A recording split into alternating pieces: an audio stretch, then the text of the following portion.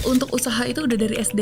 Udah dari SD tuh udah hobi jualan. Jualan. Apa aja sih Kak dijual? Dari kunciran, lip tint. Aku ada film horor terbaru nih. Kan kalau di pasar yang terbaru tuh di highlight banget Di-highlight, ya. Ada yang mau nonton nggak? Untuk satu orangnya tiketnya sekian. Karena aku pernah nonton bioskop. Di bioskop itu ada harga tiketnya. Dan itu aku bikin kayak kertas-kertasannya gitu, tiket 2.000 gitu. Dan ada ya? Ada yang mau ya? Ada banyak banget. Dan untuk masa COVID itu tiba-tiba orderan kita benar-benar melejit banget. Yang biasanya mungkin sehari hanya 2.000, 3.000 pieces, masa COVID itu pernah dalam 1 bulan itu 1 juta pieces.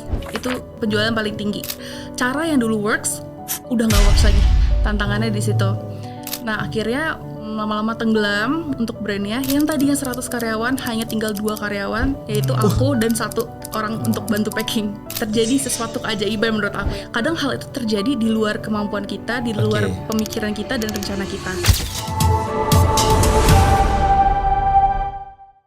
Halo Sobat Founder dimanapun berada, kembali lagi bersama podcast Founder Story, di mana podcast ini akan membahas tentang dunia bisnis, bukan hanya dari angka, pencapaian, ataupun headline dan statistik belaka, tapi justru dari cerita manusia di baliknya. Karena setiap bisnis besar tentu berawal dari sebuah ide, bagaimana proses menjalankannya dan banyak kegagalan yang telah dilewati. Dan hari ini di podcast Founder Story kita senantiasa menghadirkan narasumber, yaitu merupakan business owner, founder, entrepreneur, untuk bercerita lebih jujur, lebih banyak tentang bagaimana semuanya dimulai. Bersama saya Randy Tunggaleng dan rekan saya Andre Chow, kita akan mengupas agar semua para sobat founder bisa memahami bagaimana bisnis yang besar dan berdampak bisa bertahan dan bagaimana itu semua dimulai. Di studio sudah bersama kami seorang founder dari sebuah brand ternama yang saya yakin sudah banyak sekali orang yang mengenalnya, yaitu brand Lea Gloria. Selamat datang di podcast Founder Story, Kak Lea. Iya, terima kasih. Apa kabar Kak? Baik. Ini menarik sekali ya. Jadi kalau kita bilang brandnya Lea Gloria, nama foundernya pun Lea Gloria ya. Jadi langsung ketahuan oleh para sobat founder bahwa brand Lea Gloria ini adalah nama foundernya sendiri ya. Nanti di pertengahan saya ingin kalian cerita tuh seperti apa, kenapa bisa memilih brandnya atas nama sendiri. Tapi sebelum kita ke sana Kak, ini kita ucapin terima kasih dulu sudah hadir. Kita pengen tahu nih Kak Lea ya, sebuah brand yang dimana produk utamanya adalah masker wajah, masker bubuk yang saya yakin di mana-mana sudah ada ini ya. Tapi bagaimana seorang kalian memulai semuanya? Kalau saya lihat ini masih sangat muda ya. Dan saya mempelajari Lea Gloria ini bisnisnya sudah sekitar 10 tahun. Berarti dimulainya dengan sangat muda. Iya, betul. Apakah diwarisi dari usaha orang tua atau kalian sendiri yang memulainya? Seperti apa sebelum Lea Gloria dimulai ini? Oke. Sekarang saya umurnya 26. Jadi brand benar sudah 10 tahun. Memulainya dari umur 16. 16 SMA. Yes, untuk yang brand Lea Gloria ini ya. Tapi kalau ditarik ke belakang, untuk usaha itu udah dari SD gitu. Dari SD usaha masker juga belum? Belum. Oke, coba SD itu ngapain?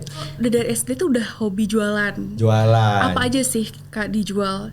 Jadi kayak dari kunciran, terus juga lip tint. Terus waktu itu kan lagi zaman games-games apa sih yang kita tuh ada cheat-cheatnya gitu. Nah itu aku juga jual tuh kode-kode cheat game. Nah terus juga jual kayak buku mewarnai gitu. Terus kalau nanti teman-teman mewarnai, itu aku adain undian. Jadi untuk pemenang juara 1, juara 2, juara 3 yang terbagus mewarnai, itu aku kasih hadiah. Jadi orang tuh tertarik untuk beli buku gambar dari aku gitu. Dari SD udah mulai ya. Jadi udah memang ingin punya uang sendiri gitu ya. Senang aja kalau teman-teman belanja, beli barangnya, dan itu tentu didukung orang tua. Iya, didukung orang tua. Didukung orang tua ya. Tapi sekolahnya ngizinin ya, luar biasa ya. Ada beberapa sekolah yang saya dengar nggak boleh jualan. Iya betul. Bahkan beberapa guru juga banyak kok yang ikutan order gitu. Terus orang tua dari teman-teman akhirnya banyak yang suka nitip. Jadi kayak titip jualin dong, ibu jualan ini nih, kan kalau kamu yang jual tuh laris gitu. Ini bagus loh. Ini bagus loh ceritanya kalian. Jadi ini bisa jadi satu pelajaran juga untuk para, kalau ada guru yang nonton ya atau pemilik sekolah, kayaknya memang bolehin aja ya jualan, karena mana kita tahu dari situ bibit-bibit SD-nya malah di masa SMA-nya sampai hari ini sudah jadi entrepreneur gitu loh. Jadi bisa membangkitkan atau melahirkan banyak entrepreneur muda ke depan. Kalau dilarang kan akhirnya mereka nggak punya kesempatan. Iya betul. Kalau ini malah gurunya ikut support belanja, orang tua siswa semua macam itu. Iya, dan syukurnya memang dari SD SMP, SMA itu selalu diizinkan untuk jualan. Dan kebetulan untuk SMA saya itu memang terkenalnya SMA entrepreneur. Jadi memang seluruh siswa diwajibkan harus punya bisnis. Oke, waktu SMA ya. Waktu SMA. Oke, jadi waktu SD ini jadi yang beli teman-teman guru-guru tadi, oke sudah punya duit nih. Nggak putus tuh dari situ. Jadi waktu langsung pakai SMA atau dari SD ke SMP ada bisnis lagi, SMP nanti sampai SMA itu nggak putus lagi tuh udah. Untuk bisnis itu selalu ganti-ganti, tapi selalu ada bisnis. Oke, coba Jadi dari tidak jualan putus. lip tint, kunciran, buku mewarnai, gambar, ke SD nih. Pernah Berlanjut. juga yang bioskop mini. Jadi Bioskop mini. kalau misalnya aku kan sering beli CD di pasar. Oke. Ada film horor, ada film yang lain-lain Korea dan lain-lain. Oke. Nah, untuk film horor itu kan aku takut ya untuk nonton sendiri. Jadi Oke. aku Tapi aja suka. kan suka. Suka dan takut. Suka dan Oke. tidak dibolehin sama orang tua. Oh, nggak dibolehin. Oke. Jadi ketika orang tua keluar kota waktu itu, akhirnya aku ngundang teman-teman tetangga-tetangga gitu. Oke. Jadi kayak aku ada film horor terbaru nih, kan kalau di pasar yang terbaru tuh di highlight banget Di-highlight, ya. Ada yang mau nonton nggak? Untuk satu orangnya tiketnya sekian, karena aku pernah nonton bioskop, di bioskop itu ada harga tiketnya. Akhirnya aku bikinlah tiketnya 2.000, dan itu aku bikin kayak kertas-kertasannya gitu, tiket 2.000 oke. gitu. Jadi Nontonnya orang di tuh rumah? nontonnya Kali di ya? rumah Oke. gitu. Nggak ada ya? Ada yang mau ya? Ada banyak banget. Oh, banyak banget. Bahkan Jadi nggak takut besok-besokannya- nontonnya. Iya, dan besok-besokannya mereka request, besok adain dong film ini. Jadi aku cari deh ke pasar CD-nya gitu. Wow. Hanya karena takut nonton sendiri, akhirnya berpikir ngajak teman-teman dan bisa jadi bisnis yang berkelanjutan ya, karena Iya. ada film-film lain. Iya, Tapi kok betul. bisa kepikiran sih ngajaknya itu untuk dikasih tagih bayaran gitu? Biasanya kan anak kecil, oke lah SD, kita pikir SD mungkin atau SMP lah kita bicara gitu. Oke lah kalau kita takut nonton sendiri, ya udah gue ngajak teman aja. Tapi kan nggak kepikir untuk tarik duit gitu loh. Maksudnya kok bisa itu diajarin orang tua atau kepikiran atau nyontohin siapa gitu? Inisiatif sendiri sih, karena dasar nggak mau rugi ya. Kan mikir juga listrik nih AC dan lain-lain. Jadi diadain tiket biar Oke. seru juga. Wah, luar biasa. Iya. Penasaran dari kalian sendiri, apakah darah bisnisnya itu datang dari orang tua? Itu boleh nggak bisa diceritain background orang tuanya seperti apa kayak gitu, itu belum kita tanya. Kalau ibu itu ibu rumah tangga, tapi kalau ayah memang bisnismen. Gitu, Bisnismen. di bidang perkayuan. Perkayuan, saya kira bioskop bisnis. Saya anaknya bikin bioskop ini ya, perkayuan. Iya. Iya, Dan kalau waktu kecil itu ada nggak sih rasa malu gitu buat jualan kayak gitu? Bisa anak-anak kecil kan masih malu-malu betul. banget Nah, gitu ya kan, malu nggak apalagi mau ya. nawarin orang gitu satu-satu. Nah itu gimana kalau Iya. kalian? Nggak ada rasa malu sama sekali sih, sampai mama juga suka nanya, kok kamu nggak malu sih jualan gitu, panas-panasan di depan rumah. Terus misalnya bulan puasa kan identiknya haus ya. Iya, iya. Itu aku bukan jual minuman karena sudah banyak yang jual minuman, jadi aku jual balon air yang kalau dilempar dia pecah. Nah itu laku banget di bulan puasa tuh. laku ya? Aku jual per kresek, jadi per kresek yang putih itu bisa 10-20 plastik besar. Itu masih SD juga. Jadi selain jualan di sekolah, di bulan puasa di rumah itu bisa jualan lain Iya, lagi. di rumah. Jadi kegiatannya memang jualan-jualan terus sih. Gitu. Oke. Jadi karena orang tua yang bisnismen lah ya, bisnismen mungkin ada jiwa-jiwa bisnis sehingga tidak malu, tapi nggak semua orang tua yang bisnismen anaknya otomatis. Tapi ini sudah bisa punya inisiatif sendiri dan orang tuanya juga support. Oke, yang menarik tadi saya mau tanya, bioskop ini itu kan 2.000 aja kan. Iya. Gimana bisa nguntung kali, apakah ada hal lain yang dijual di bioskop ini tuh? Kan kalau kita lihat bioskop beneran kan ya sampai makanan minuman pun dijual Kak gitu kan. Kalian tiru persis atau? Iya betul. Jadi selain kita nonton film, itu Oke. aku sediain juga minuman, terus juga kayak Bayar juga, iya, oke. es lilin. Oke. Gitu. Jadi adanya di rumah apa bahan-bahannya punya mama, aku ambil aja dan bikin dan jual gitu. Jadi anak-anak tetangga itu datang nggak takut bro, karena ada es lilin segala macam. Ya. Padahal itu horor loh filmnya, horor, iya kan, luar biasa ya. Jadi dari situ sudah mulai punya bisnis dan uangnya terkumpul jadi modal-modal. Iya, Oke, betul. luar biasa. Seperti itu. Terus memulai Lea Glorianya itu kan bagaimana ceritanya? Akhirnya dari bioskop ini itu masih SMP, SMA sudah mulai Lea Gloria ini. Agak jauh nih bioskop ini ke bisnis. Apakah sebelum Lea Gloria dimulai ada bisnis terkait dengan barang-barang kayak skincare segala macam, tapi mungkin belum brand sendiri atau langsung nih dengan brand sendiri, dan apa yang melatar belakangi kalian masuk dengan serius ke bidang usaha itu? Oke. Untuk bisnis bioskop mini itu sebenarnya SD. Jadi masih panjang nih Masih untuk SD. alurnya, masih ada Oke. SMP. Oke, masih ada SMP. Nah, untuk SMP itu sudah mulai tertarik dengan skincare. Jadi biasanya suka ke supermarket, Oke. cari brand masker yang ada di situ apa, itu aku sendiri pun suka maskeran. Jadi maskeran sama kakak, sama adik, sama mama gitu. Nah, cuman yang aku lihat adalah ketika aku belanja di situ tuh yang ada varian-varian yang jadul banget. Kayak bengkoang, susu, terus teh hijau. Maksudnya kan kalau anak muda tuh berbeda ya seleranya. Kalau itu udah old school banget lah gitu. Jadi dari situlah kepikiran mau deh cari brand-brand apa ya kira-kira yang jualnya tuh variannya yang unik-unik. Nah, akhirnya mulai cari di Facebook. Waktu itu belum ada Shopee sih. Belum ada ya harusnya. Belum ada Shopee. Jadi carinya di Facebook. Kemudian dapatlah, pas dilihat itu ternyata dia brand-brand dari Korea, dari Thailand, dari Cina, yang mana pada zaman itu ya jarang sekali yang jual itu. Jadi menurut aku itu hal yang menarik. Dan akhirnya aku beli, aku tawarin ke teman-teman di sekolah, di SMP itu sudah mulai naik ya. Jadi SMP sudah mulai pada dan pakai pas memang pangsa pasarnya pas, memang sudah orang-orang sudah bisa mau merawat kulit, mau tampil menarik gitu ya. Pas SMP tuh usia-usia yang ya kan, puber. Jadi gampang banget nih untuk jualnya ke mereka gampang gitu. banget ya. Gitu. Dan dari situ akhirnya modal makin tergulung, keuntungan juga makin besar. Cuma ada kendala-kendala yang ditemukan waktu jual produk impor itu. Yang pertama untuk legalitasnya memang susah ya, namanya anak SMP untuk urus legalitas kan tidak bisa ya. Terus kedua itu produknya jarang ada, jadi kadang ada, kadang enggak. Jadi ketika teman-teman aku PO udah dikumpulin nih PO-nya, ketika aku mau order ke supplier sudah nggak ada. Gitu. Bingung banget itu. Iya, harus ganti-ganti terus, dan ternyata dia tiap bulan ganti tergantung kontainernya masuknya ke Indo apa kan gitu ya. Gitu, jadi kendalanya di situ. Terus akhirnya mikir kayaknya bikin brand sendiri aja deh, dan yang produksinya tuh full semua lokal, karena kalau impor kendalanya seperti tadi. Akhirnya mencarilah siapa yang bisa membantu produksi secara lokal, baru dengan brand sendiri gitu. Iya betul. Awalnya itu repack. Jadi aku menemukan ada satu brand terkenal, dia size-nya itu besar-besar, jadi 500 gram, 1000 gram. Akhirnya aku repack lah jadi per 20 gram, karena orang kan biasanya lebih tertarik sekali pakai, karena untuk coba dulu kan. Siapa tahu nggak cocok gitu. Akhirnya aku repack lah. Memang aku bilang ini brand ini aku repack aja gitu. Jadi belum pakai brand sendiri ya? Belum pakai brand sendiri. Jadi orang tuh tertarik. Terus lama-lama makin besar modalnya, ada orang yang menawarkan dia dari pabrik maklon. Kenapa kamu nggak bikin brand kamu sendiri? Kita bisa loh untuk legalitasnya dan lain-lain. Jadi kan nggak perlu capek-capek untuk repacking terus gitu. Dan akhirnya orang ini bahkan pemilik pabriknya datang ke rumah dan kerjasama sampai sekarang. Gitu. Dan dia pun dari masih rumahan sampai sekarang udah pabrik besar banget di Tangerang. Karena salah satu partner kerjasamanya maju. Betul. Penasarannya kok bisa si orang pabrik ini yang datang gitu. Saya ya kan itu gimana ceritanya gitu, bisa tahu. Betul. Kenalan atau bagaimana? Karena kan kita jualan di Facebook, di Instagram. Di situ kan biasanya aku sharing alamat. Jadi untuk customer yang mau pick up langsung ke rumah.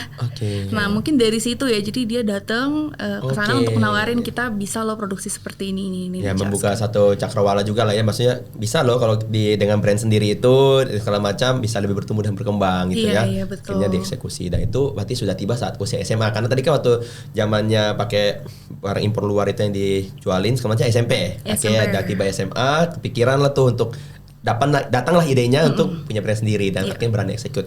Bicara-bicara SMA 16 tahun juga tetap aja untuk legalitas belum bisa kali ya. Iya. Kalau tadi alasannya legalitas, anak umur 16 tahun belum bisa ngurus legalitas ya kan. Pasti jadi kendala juga di awal dengan brand sendiri gitu ya. Seperti apa tuh tantangan ketika mau nge-brand sendiri tapi belum bisa nih dengan usianya kali ya. Apakah nebeng nama orang tua atau jalan dulu nih nanti aja tunggu 17 baru saya urus perizinannya, jadi jalan dulu tes pasar juga sekalian. Lagi gimana? Ya untuk rekening dari awal itu pakai rekening orang tua. Kalau untuk urus legalitas seperti Haki itu pakai KTP-nya Cici. Jadi KTP kakak. Katanya jadi saling support ya. Iya betul. Jadi akhirnya beres juga dan akhirnya berjalan gitu ya. Kan pasti melewati fase COVID ya, karena kan COVID ini baru sekitar 6 tahunan ya. Nah, berarti kan sudah 10 tahun berarti kena tuh fase COVID. Itu kan apakah menjadi salah satu masa terberat?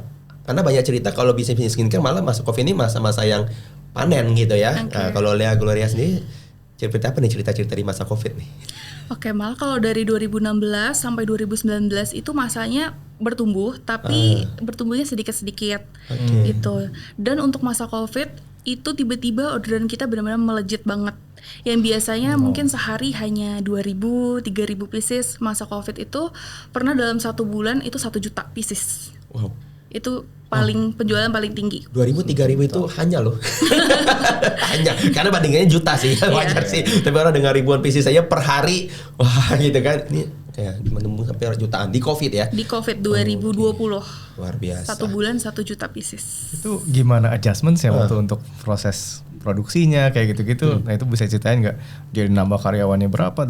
Itu boleh. Oke, karyawan itu kita melonjak banget. Jadi yang tadinya hanya 10 atau 15 orang gitu, waktu COVID itu di 100 orang dan semuanya operasional. Karena untuk marketing semua masih aku handle sendiri. Jadi dari Instagram, marketplace, balas chat, terus ide mau keluarin produk apa, desain produknya seperti apa, itu semua masih aku handle sendiri. Sendiri. Jadi di saat COVID itu kan banyak orang justru susah mencari kerja. Jadi Lea Gloria salah satu membantu orang-orang di masa itu untuk tetap bisa punya pekerjaan lah. Tapi kan kita tahu ada peraturan waktu itu nggak boleh kumpul rame-rame ya. Kalau 100 orang itu termasuk rame. Karena apa yang dilakukan oleh Lea Gloria untuk 100 orang ini bisa diterima oleh lingkungan gitu loh, untuk tetap bekerja, jalan tapi nggak melanggar peraturan yang berlaku. Oke, jadi untuk dalam perumahan itu kebetulan aku punya beberapa properti di situ. Jadi untuk karyawan dipecah-pecah.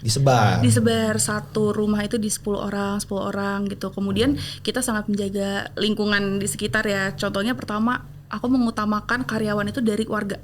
Jadi warga maupun pokoknya yang di luar perumahan yang sekitar. Misalnya saudaranya satpam atau apa gitu. Jadi mereka merasa terbantu banget dengan usaha di situ. Ya harusnya berimpaknya ke yang terdekat dulu kan seperti jadi itu. akhirnya tidak ada yang merasa bagaimana karena mereka merasa ini juga manfaat buat mereka gitu ya. Iya betul. Oke, jadi satu rumah dibatasi 10 orang gitu. Nggak pakai shift-shiftan. Enggak. Go on ya, 10 orang kalau 100 ya kurang lebih 10 properti ya yang digunakan untuk bisa tetap dengan aturan yang berlaku seperti itu ya, luar biasa. Dan after berjalannya periode itu kan meningkat sampai juta gitu ya. Penjualannya full online berarti? Full online. Dari awal berdiri, dirintis maksudnya Lea Gloria ini sampai masa COVID itu sampai hari ini benar-benar cara berjualannya di dunia online? Iya, 100% online. 100% online. Kan punya tantangan tersendiri tuh jualan online.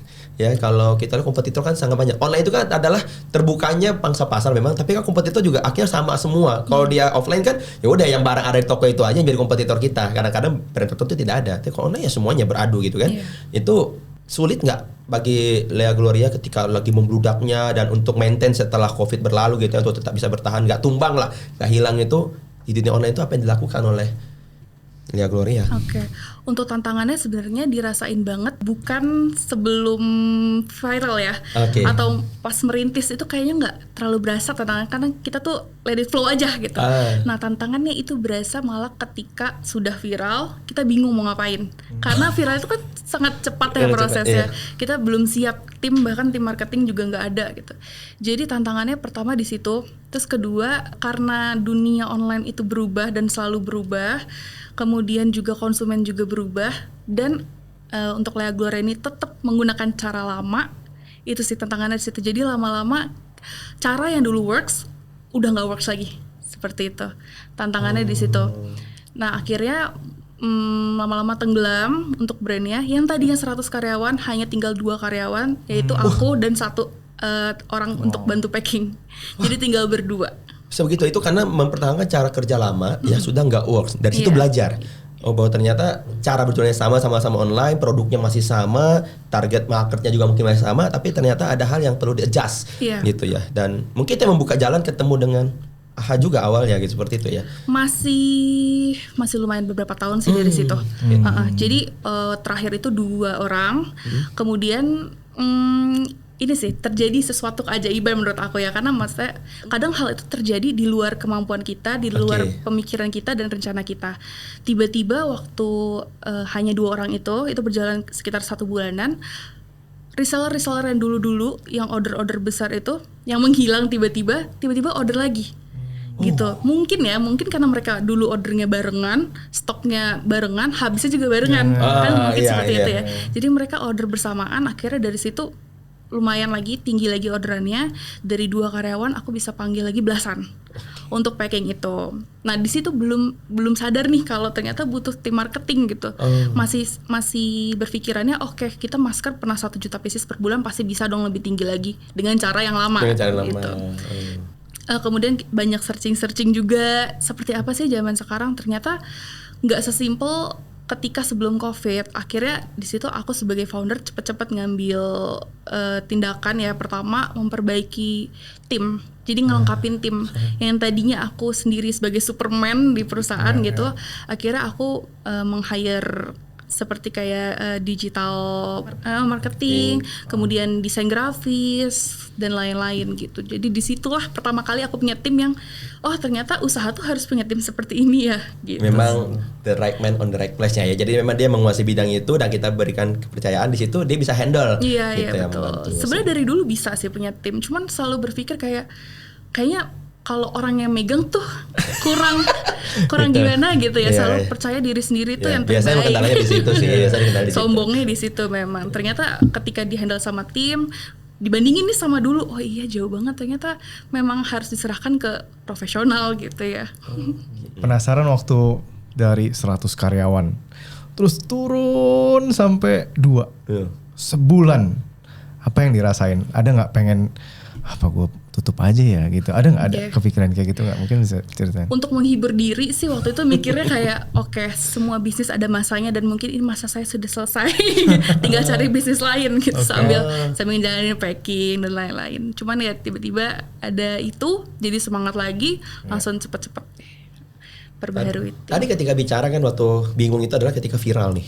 Nah viral. Kalau dari sudut pandangnya founder sendiri ya, Lea Gloria, itu bisa viral saat itu karena apa? Kan pasti tidak diprediksi karena buktinya nggak siap gitu kan, bingung juga gitu. Nah, karena apa? Dan akhirnya tahu nggak itu? Setelah dia viral itu, kayaknya nih satu momentum nih untuk kita bisa manfaatkan gitu loh. Tapi karena apanya itu sadar nggak? Biasa kan viral karena biasanya dari tim sendiri memviralkan, memang dengan strategi gitu. Ini kan kalau tidak siap berarti tangkap saya ini viral tanpa diprediksi dan tanpa dipersiapkan oleh tim sendiri gitu loh. Viral oleh karena natural, organik lah viralnya gitu ya.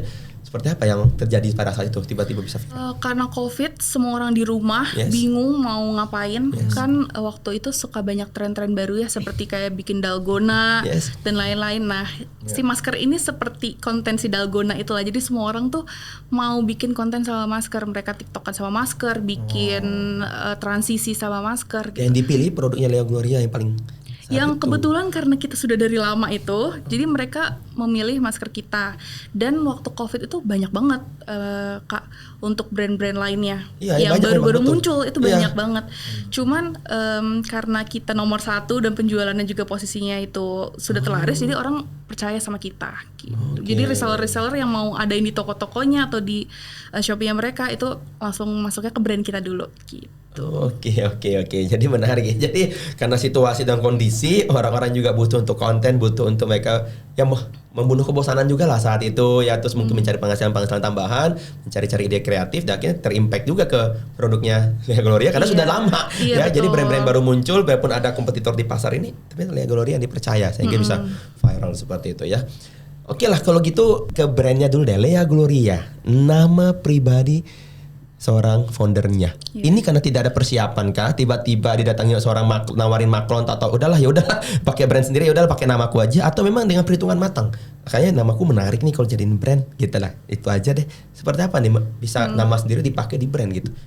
Karena pertama bingung, karena masih muda ya, jadi bingung sebenarnya nama brand itu harusnya seperti apa sih, itu yang bagus apa nih gitu. Jadi pas dilihat-lihat kayaknya Lea Gloria bagus deh gitu.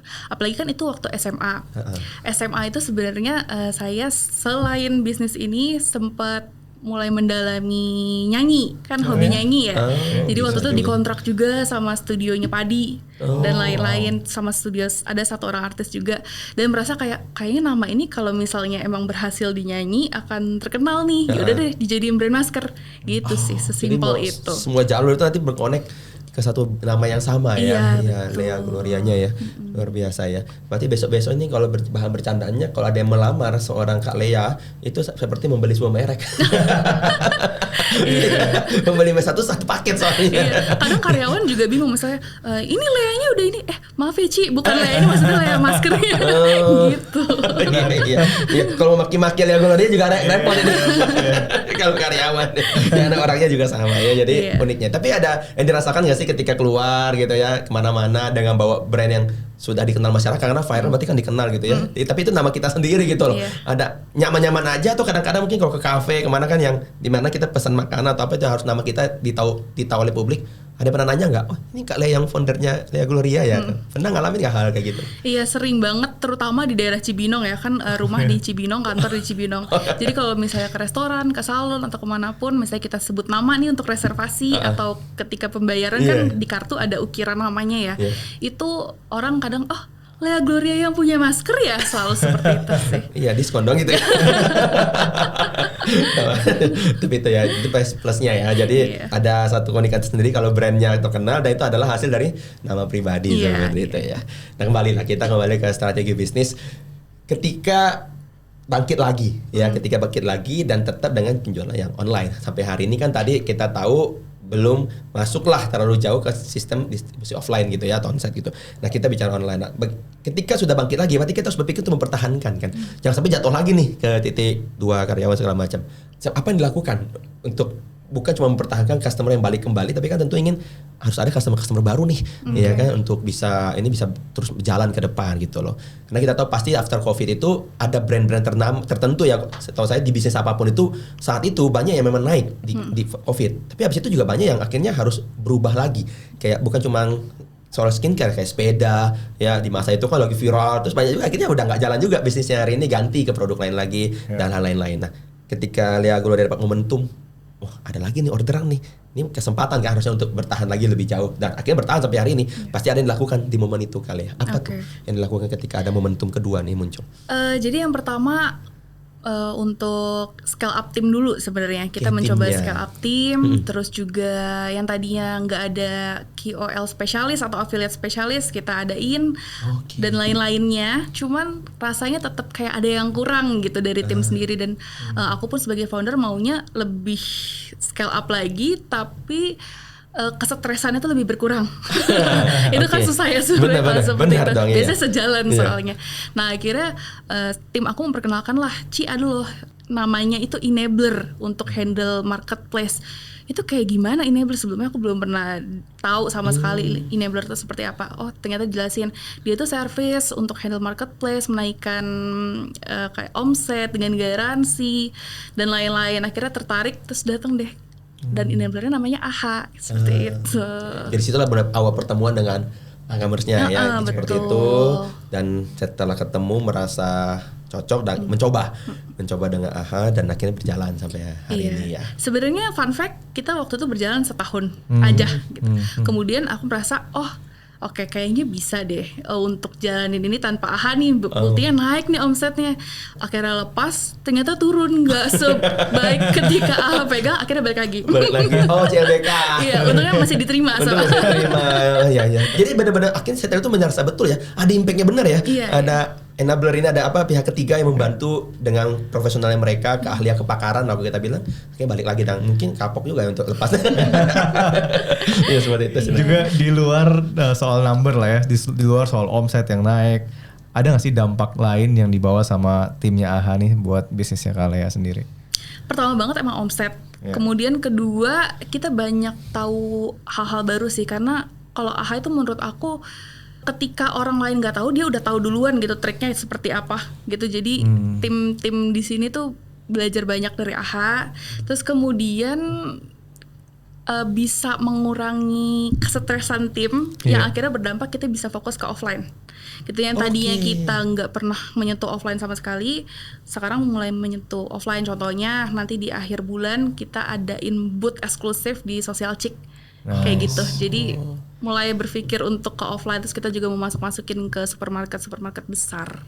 I see. Gitu. Jadi lebih ke insight-nya yang dikasih, terus juga jadi bisa lebih fokus ke hal yang lain nih kalau online-nya udah dipegang gitu. Iya betul, karena online juga udah cukup bikin pusing ya gitu, apalagi ditambah offline. Dapat dari AHA berarti transfer knowledge-nya, terus akhirnya tim juga bisa berjalan bersamaan dengan AHA, berkembang di online. Ownernya, foundernya, dan tim-tim utamanya mungkin jadi punya kesempatan untuk berpikir lagi nih, apa harus kita lakukan lagi untuk bisa scale up lagi gitu ya. Nah kini terpikir untuk mulai masuk ke cara-cara offline gitu ya, ke store kemana gitu, dan akhirnya mau rilis itu nanti ya akhir bulan ini. Wah, luar biasa. Mudah-mudahan dengan itu bisa makin luas, makin banyak lah target market yang bisa dicapai oleh produknya Lea Gloria gitu. Luar biasa untuk produk dan cerita dari kalian sampai titik bagaimana ini akan masuk ke fase offline. Kalau kita melihat pencapaian, oke lah viral, mungkin banyak orang atau produk bisa viral. Tapi apakah dari kacamatanya Kak Lea sendiri, viral tadi itu sampai 1 juta penjualan, itukah pencapaian terbesarnya Lea Gloria sampai hari ini?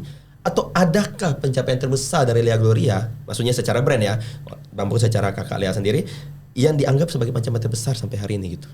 Yang kayak memorable banget dan ini kayaknya sangat disyukuri gitu loh, itu bisa tercapai gitu. Pencapaian terbesar sih benar yang 1 juta penjualan dalam sebulan itu termasuk yang terbesar kalau secara angka. Kemudian juga pernah punya karyawan 100. Itu juga pencapaian terbesar. Tapi kalau dipikir-pikir lagi, untuk pencapaian terbesar sih karena udah melewati banyak banget tantangan, naik turun, terus juga kita semua start modalnya dari nol. Itu pencapaian terbesarnya adalah brand sudah bisa menyentuh angka 10 tahun gitu. Jadi masih bisa bertahan sampai saat ini. Jadi berawal dari nol. Yes. Ya. Tapi kan orang tuanya entrepreneur. Tadinya, ya kan berarti ada modal dong, enggak nol. Seperti apa tuh? Nah, untuk orang tua memang tidak support modal sama sekali gitu. Mandiri ya? Mandiri. Jadi jangan modalnya tuh nol itu karena anggaplah tidak nol tapi dikumpulin dari tadi ya, dari kecil-kecilan usaha SD, SMP. Jadi mulai pun dari dari uang jajan 5.000 dibeli sesuatu, naik 10.000 beli apa lagi gitu. Jadi wah, itu luar biasa. Tergulung gitu. Nih sobat founder nih di luar sana, kalau ada yang hari ini juga masih dapat uang jajan dari orang tuanya, jangan anggap 5.000 itu sepele ya, 2.000, 3.000. Kalau sisa ditabung bisa jadi modal usaha loh. Iya, bisa betul. jadi the next Lea Gloria secara sosok maupun the next Lea Gloria secara brand ya, dari uang-uang kecil yang dikumpulkan gitu ya. Nah, sistem yang dijalankan oleh Kak Lea nih di dalam timnya, tim usahanya ini itu seperti apa sih Kak? Maksudnya karena ini kan benar-benar seorang anak muda yang memulai usaha juga masih belum lulus sekolah ya, sistem yang dijalankan sehingga bisnis ini bisa bertahan melewati badai ya, yang ditanamkan senantiasa kepada tim kerjanya atau dijalankan sebagai prinsip untuk menjaga customer gitu ya, menjaga brandnya. Apa yang paling dipegang oleh Kak Lea sebagai founder? Oke, ini sistem yang dijalankan sekarang ya, karena untuk tim full lengkapnya kan baru sekarang ini. Jadi yang paling berbeda adalah dulu aku tuh sebagai founder sering banget micromanage. Jadi benar-benar semuanya harus aku tahu, harus keputusan aku dan harus aku yang atur. Cuman sekarang ini ternyata aku sadarin kalau kita lebih kasih kebebasan ke tim, itu ternyata mereka tuh bisa lebih berkreativitas loh, kayak gitu. Dan mereka juga impact-nya lebih besar. Kemudian juga ternyata works dengan cara mereka seperti itu. Dan untuk yang aku tanamin ke tim itu harus punya rasa memiliki. Jadi kalian itu kerja ke kantor bukan cuma untuk kerja pulang, tapi brand ini adalah milik kalian. Kalau brand ini sukses berarti itu kesuksesan kalian juga. Dan rasa memiliki ini menurut aku yang paling susah kita cari ketika kita hire orang gitu. Dan nggak bisa langsung muncul juga sih, harus kita tanamkan ke mereka. Nah caranya kayak gimana? Caranya kita pertama bikin mereka nyaman pastinya. Karena kebetulan kantor aku semuanya seumuran, jadi 24, 23, 25. Jadi kita tuh di kantor tuh asik banget, seperti teman gitu. Jadi lebih santai, lebih terbuka. Mereka juga bebas untuk kasih pendapat apapun. Seperti itu. Jadi dengan cara itu malah ternyata lebih produktif sih. Jadi culture-nya berarti salah satu budaya yang ditanamkan di sana itu adalah kesetaraan dalam berpendapat ya. Artinya semuanya boleh untuk kasih ide, kasih saran, kasih masukan, nanti baru dipikirkan bersama kalau ini cocok bisa dieksekusi seperti itu ya. Iya betul. Nggak pandang posisi, nggak pandang apa ya, luar biasa sih. Bagus banget. Kalau tadi satu kantor banyak seumuran kayak gitu, ada mayoritas mungkin cewek juga kali ya di situ ya. Apalagi kalau brand kecantikan ada slack-slacknya gitu nggak sih di internal gitu, soalnya ini nggak suka sama ini. Itu gimana cara kalian lebih manage itu tuh? Kalau slack antar tim sih hampir nggak pernah ya, atau saya nggak tahu ya. Harusnya sih tidak pernah. Atau kalian digosipin di belakang. Kita lagi pergi ke podcast ini, sono lagi heboh. Nggak pernah sih, maksudnya ada yang slack serius gitu nggak pernah, karena kita udah kayak temen aja ke semuanya. Jadi kalau culture yang paling kental di kantor, kalau bisa dideskripsikan dengan satu kata apa tuh, kayak misalnya friendship atau apa gitu, mungkin dari kalian. Walaupun ini terdengar kayak aduh ya ini banget ya, tapi family sih.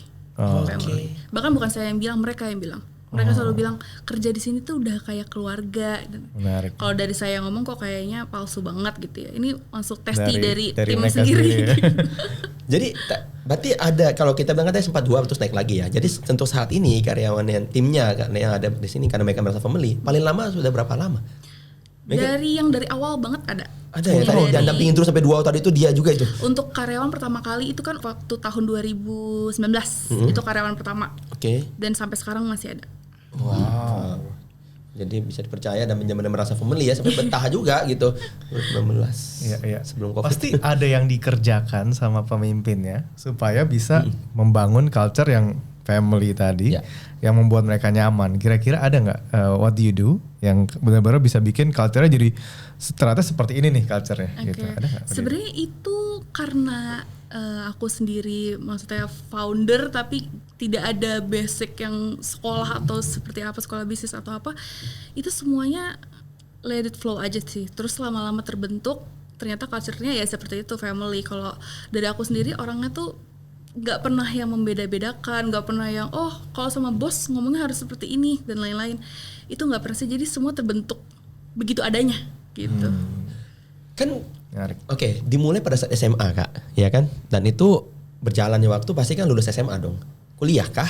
Atau bagaimana bisnis ini bisa berjalan karena kalian fokus di bisnis after SMA, memilih untuk tidak lanjut kuliah dulu, atau justru karena kuliah dan mungkin kuliah di bidang bisnis sehingga bisnis ini bisa maju, atau seperti apa nih latar belakang? Lulus SMA itu saya nggak langsung kuliah karena mempertimbangkan juga biaya-biaya dan lain-lain. Kebetulan juga orang tua lagi down di masa itu, jadi memutuskan untuk nggak kuliah dulu, fokus bisnis. Ternyata dalam setahun langsung melejit banget, akhirnya bisa ditinggal untuk kuliah. Bisa ditinggal untuk kuliah. Dan kuliahnya berarti untuk mengembangkan bisnis, kuliah bisnis kah? Kuliah hukum. Kuliah hukum ya. Iya. Jadi agak jauh ya sebenarnya itu kuliah hukum. Dan sekarang sudah selesaikah kuliah hukumnya, maksudnya, atau masih in progress atau seperti apa? Sudah lulus S1, sedang mengambil S2 kenotariatan. Notaris dong calon. Yes. Oke, jauh ya. Penasarannya adalah why? Kenapa gitu? Kenapa bisnisnya udah berjalan kayak gitu terus memilih masih mau kuliah? Mau kuliah, mau apalagi spesifik mau hukum gitu. Nah itu iya betul. Boleh ceritain nggak? Sebenarnya kalau kenapa mengambil waktu itu S1 hukum masih agak bimbang sih sebenarnya. Sempat ada cita-cita pengen jadi notaris, cuman belum tahu juga nih karena kan bisnis kayaknya lagi jalan-jalannya banget ya. Terus ya udah deh ambil dulu S1 hukum karena mau sesuatu yang profesi gitu. Nah, terus kemudian lulus S1 ternyata iya deh bener lanjutin aja S2 notaris gitu. Karena dalam bisnis sering banget sebenarnya ketemu notaris. Kayak asik banget nih. Iya, jadi memang asik juga. Iya, bisnis notaris ya. Jadi nanti pada akhirnya kan memiliki satu sumber penghasilan yang bisa diversifikasi gitu ya, dan segala macam berjalan. Dan ketika memilih sudah kuliah hukum nih, ya apalagi sekarang menuju notaris, adakah yang dirasakan oleh kalian? Kalau saya udah ternyata kita berbisnis itu dengan title S1 nih, maksudnya walaupun jurusannya bukan bisnis. Ada loh cara kita berpikir yang mungkin berbeda ketika masih SMA dengan sudah sarjana untuk melihat sebuah permasalahan dan cara penyelesaian dari sebuah masalah bisnis gitu. Ada nggak dampaknya kerangka berpikir dari kalian sendiri gitu? Kalau untuk itu sih sebenarnya lebih aku sering temukan kalau aku mendapatkan case-case langsung di bisnis ya. Jadi kalau dalam perkuliahan itu yang bisa diterapkan hanya lebih ke legalitasnya seperti apa sebenarnya dalam bisnis, kan ada hukum bisnis, hukum apa gitu. Jadi lebih secara legalitasnya sih bisa lebih mengerti. Information lebih lengkap ya gitu ya. Udah tahu mesti langkah. Jadi sebelum langkah makin besar itu tahu apa yang harus dipersiapkan di awal supaya bisa lebih aman ke depannya gitu ya, itu yang didapatkan ya. Karena kalau kita nggak kuliah hukum kadang hal-hal seperti itu terlewat dalam bisnis. Iya betul, buta sih, agak buta dan akhirnya nanti belakang baru kita, aduh telat nih ya kan udah terlanjur ada problem ya. Itu satu benefit yang didapatkan ya. Iya, plus kalau bisnis kan juga pasti kan kita taruhan kontrak kayak gitu-gitu, kalau ada background hukumnya, wah ini orang lain juga jadi nggak bisa macem-macem ya. Iya betul. Kita tahu banget nih, kita tahu banget nih. Jadi penting ya, berarti para sobat founder di luar sana, kalau memang hari ini bisnisnya berjalan, pada mungkin studinya belum sampai ke tingkat sarjana, boleh banget kalau waktunya sudah ada, lanjut lagi nggak apa-apa ya. Iya. Siapa tahu itu bisa menjadi satu nilai plus ketika tadi Pak Andre bilang tanda tangan gitu ya. Atau mungkin nilai plus juga dalam artian knowledge-nya tadi banyak hal, atau networking-nya yang bertambah dan seterusnya ya.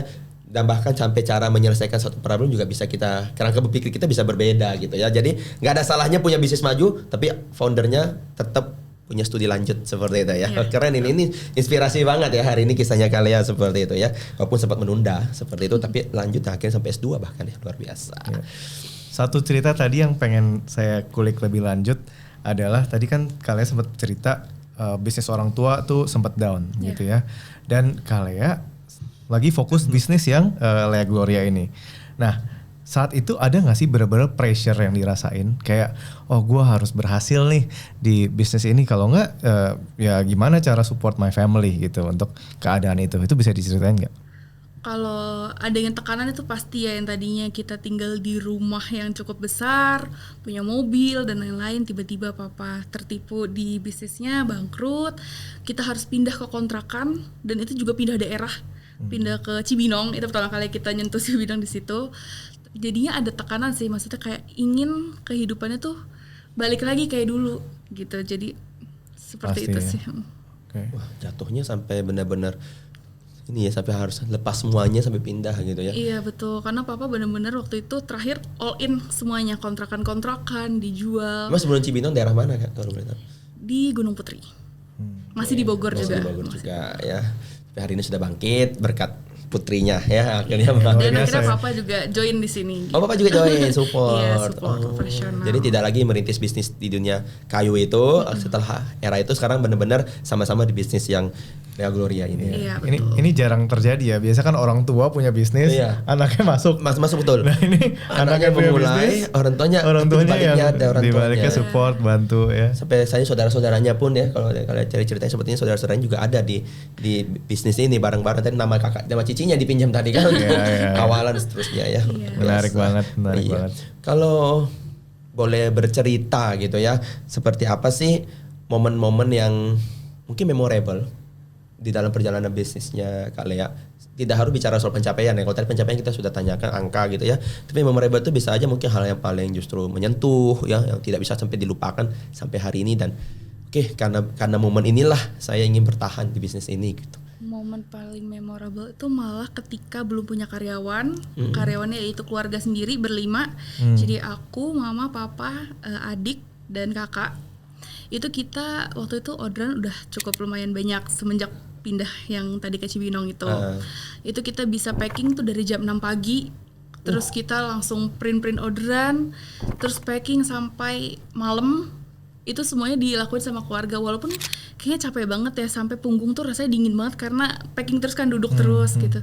Tapi kalau diingat-ingat sekarang malah itu paling memorable sih. Kita juga keluarga sering kayak, ih dulu kita kayak gini ya. jadi solid banget ya. Iya, papa dari packing duduk sampai tiduran sampai duduk lagi. Itu suara isolasi kayaknya Mas.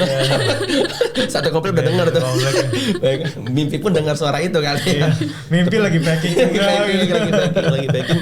Tapi tetap happy. Itu kerjaan capek yang bikin happy kan. Jadi semakin banyak besok kalau bisa banyak lagi gitu. Ya itu nggak mungkin bisa lupa tuh. Gimana satu keluarga bisa benar-benar kerja sama kayak gitu, itu luar biasa sekali. Iya betul. Yang tadi rumah kita bentuk rumah sampai pertama sofa hilang karena digeser ya untuk packing. Bukan karena terjual lah.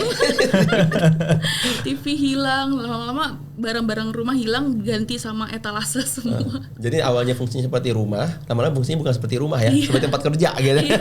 Ya tadi perlengkapan rumah, jadi perlengkapan ini dagangan. Butuh apa di sana harus ada printer, di sini harus segala macam ya, lakban dan seterusnya gitu ya. Itu memorable banget. Jadi kadang-kadang justru momen awal ya yang paling memorable, banyak yang dilewati sampai titik hari ini sudah bertahan, sudah besar. Justru momen pertama itu yang paling memorable ya, luar biasa.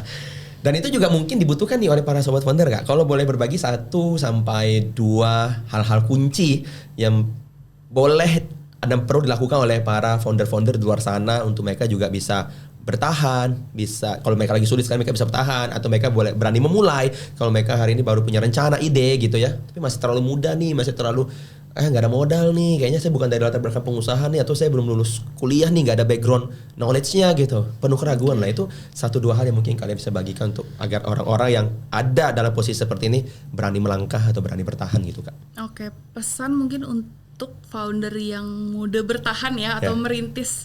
Yang pertama, jangan melakukan kesalahan yang saya lakukan, yaitu satu, jadi Superman di usaha sendiri.